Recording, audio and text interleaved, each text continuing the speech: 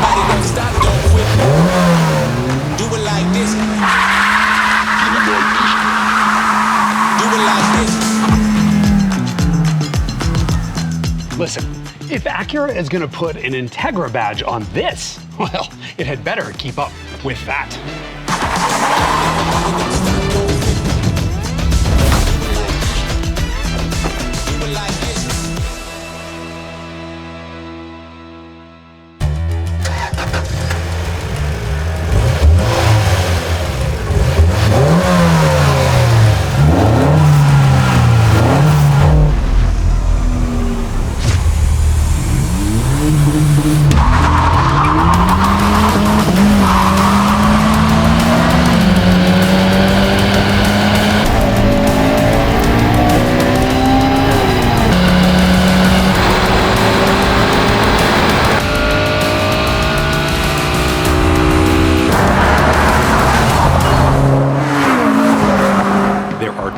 You could look at this race.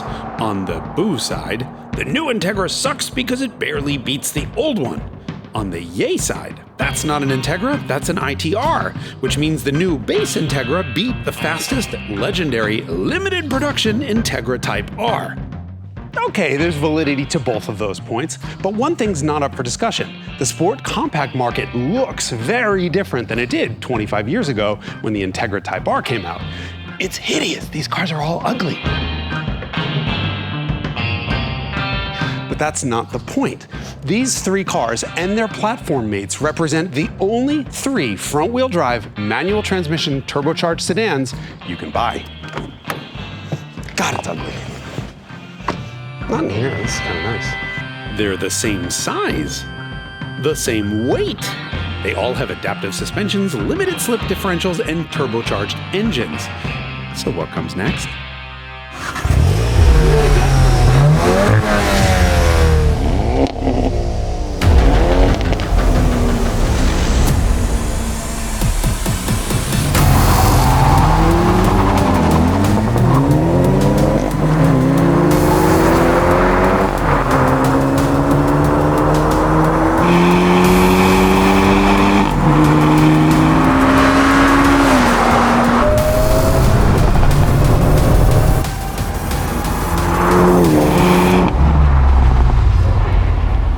Shouldn't be surprised that the Hyundai wins. After all, Hyundai takes performance so seriously that the Elantra N comes with the same summer performance tires as a Porsche 911. It gets off the line really quickly with a little bit of wheel spin and a lot of axle hop, and then it just keeps pulling. And it's geared perfectly, and it sounds good. It makes the pops and the fizzes and all the fun noises that the other cars don't. In fact, you can't even hear them. It doesn't hurt that the Jetta is 115 feet that way.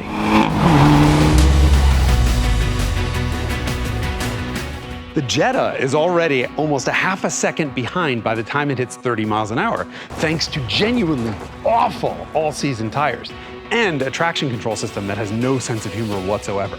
However, once it hooks up, it's actually really quick.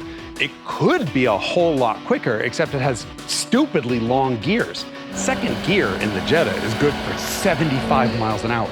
Who does that? Anyway, all 228 horses are present and accounted for, because that thing still manages to crack the 100-mile-an-hour mark by the time it gets to the quarter mile.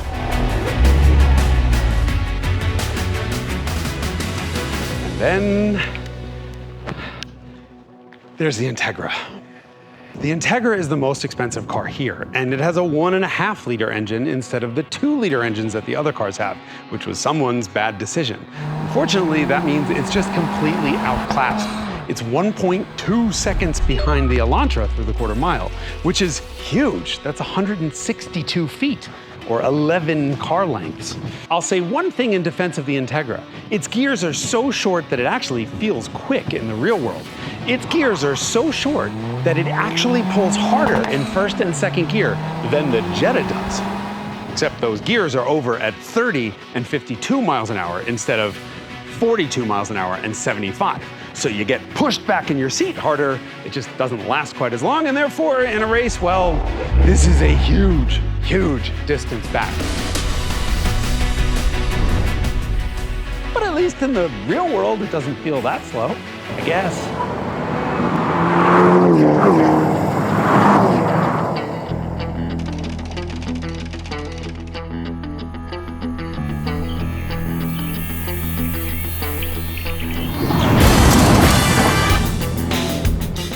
not just the sport compact segment that's different these days. Everything is quick, including and especially things that have no right to be quick whatsoever.